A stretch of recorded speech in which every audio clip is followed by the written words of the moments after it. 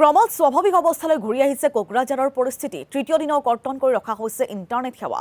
কাৰিগাঁও অঞ্চলৰ 5টা শিবিৰত বৰ্তমানেও আশ্ৰয় লৈ আছে 3 সহস্ৰাধিক বড়ো আৰু আদিবাসী সম্প্ৰদায়ৰ লোকে। এই সকলো লোকক বাসগৃহলৈ উভতি যাবলৈ জিলা প্ৰশাসনৰ তৰফৰ পৰা জনোৱা হৈছে আহ্বান। আৰু এই সন্দৰ্ভত সবিশেষ জনাব আমাৰ সাংবাদিক ৰিনয় বসুমতাৰীয়ে।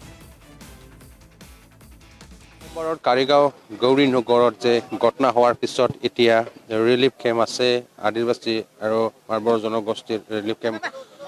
ইয়াত মই দেখাব পাৰিম এইটো হ'ল বড়ো জনগোষ্ঠীৰ শিবিৰ। এই শিবিৰত এতিয়া MLA লৰেন্স ইছলাৰী বা মেজিষ্ট্ৰেট ইয়াত আহি আৰু BPFৰ ইউথ BPFসকলেও আহি ইয়াত বুজ লৈছে।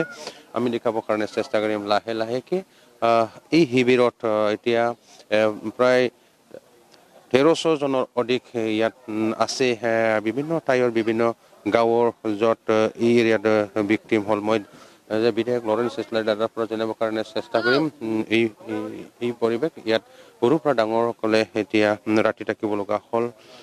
আৰু ADC ছাৰো আছে, প্ৰশাসন পুলিচো আছে, পুলিচক দেখাব নোৱাৰিব। ইয়াত এটা ডাঙৰ এটা বাছ লৈ আহিছে নিৰাপত্তাৰ কাৰণে, যে আকৌ গণ্ডগোল নহয় বা আদিবাসী আৰু বড়োৰ মাজত যেন আকৌ যে গণ্ডগোল যে বৃদ্ধি নহয়, এইটো ইনিচিয়েটিভ লোৱাটো আমি দেখিবলৈ পাইছোঁ। আমি জানিবৰ কাৰণে চেষ্টা কৰিম। বিধায়ক লৰেন্স ইছলাৰী ইয়াত বাৰ্তালাপ কৰি আছে। তো কিছুমান নিৰাপত্তা ৰক্ষী যদি গাঁও বা অঞ্চলত যদি দিয়াৰ ব্যৱস্থা কৰা হয়, তেতিয়াহ'লে গাঁৱৰ ৰাইজেও যাবলৈ তেওঁলোকে ইচ্ছুক। ইয়াত কেম্পত তেওঁলোকে থাকিবলৈ বিচৰা নাই, অকল মানে কিছু ভয় শংকা আছে। সেইকাৰণে উভয় পক্ষই বড়ো বা আদিবাসী তেওঁলোকে গাঁৱলৈ যাবলৈ তেওঁলোকে ইচ্ছুক।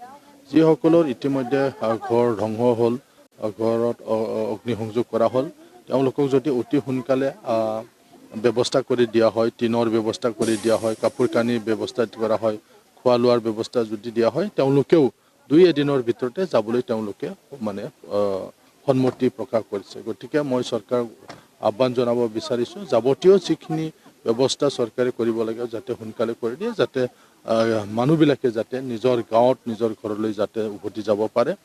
কাৰণ পৰীক্ষাৰ ওচৰ চাপিছে, বহুত ল'ৰা ছোৱালীয়ে স্কুল কলেজত পঢ়ি আছে, খেতিৰ সময়, ঘৰত মানে গৰু ছাগলী এনেকুৱা জীৱ জন্তুও আছে। গতিকে তেওঁলোকে নিজৰ ঘৰত যাবলৈকে তেওঁলোকে ইচ্ছুক কৰিছে। মাত্ৰ চৰকাৰৰ ফালৰ পৰা তেওঁলোকে বিচাৰিছে যাতে নিৰাপত্তাৰ ব্যৱস্থাটো যাতে কৰা হয়। ইতিমধ্যে ইয়াত এই কেম্পত আহি লগ পাইছোঁ মই চাৰ্কেল অফিচাৰ আৰু এজন SDO। গতিকে তেওঁলোকে কৈছে কিছুমান মানে গাঁৱলৈ পুলিচ আহিলে, গতিকে য'ত আহিছে তেওঁলোকে প্ৰথমে যাব পাৰিব। তাৰ কাৰণে আমিও আলোচনা কৰি আছোঁ, য'ত আহিছে সেইসকলৰ গাঁৱৰ ৰাইজক আমি আলোচনা কৰিছোঁ তেওঁলোকৰ লগত, তেওঁলোকক যাবলৈ আমি অনুৰোধ কৰিছোঁ আৰু তেওঁলোকেও যাব। বিভিন্ন অঞ্চলত হৈ আছে, গাঁও লেভেলত হৈ আছে, থানা লেভেলত হৈ আছে। আমিও আহ্বান জনাইছোঁ যাতে সকলোৱে মানে তেওঁলোকে সহযোগ কৰে আৰু কৰিও আছে। এইটো খুব পজিটিভ, খুব ভাল।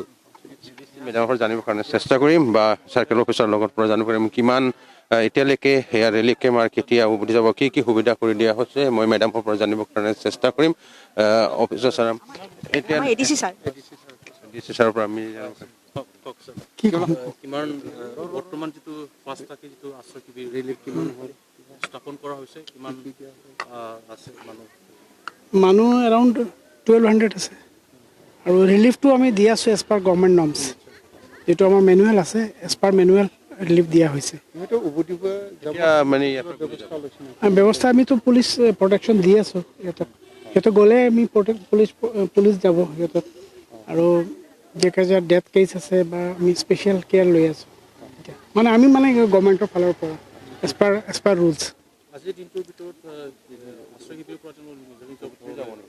আমি সিহঁতক ৰিকুৱেষ্ট কৰিবলৈ আহিছোঁ যে সিহঁতে নিজৰ ঘৰত যাব লাগে এতিয়া, আৰু চিটুৱেশ্যনটো নৰ্মেল হৈ গ'ল। আৰু যদি যোৱাৰ পিছতে নৰ্মেলচিটো আৰু বেছিকৈ আহিব। এজ লং এজ মানে সিহঁতে ঘৰত যায়, নৰ্মেলচি আহি যাব, নৰ্মেল লাইফ ষ্টাৰ্ট কৰি দিলে। দেখাবৰ কাৰণে চেষ্টা কৰিম। ৰিনয় বসুমতাৰী, এই মুহূৰ্তত আপোনাক ধন্যবাদ জনাইছোঁ।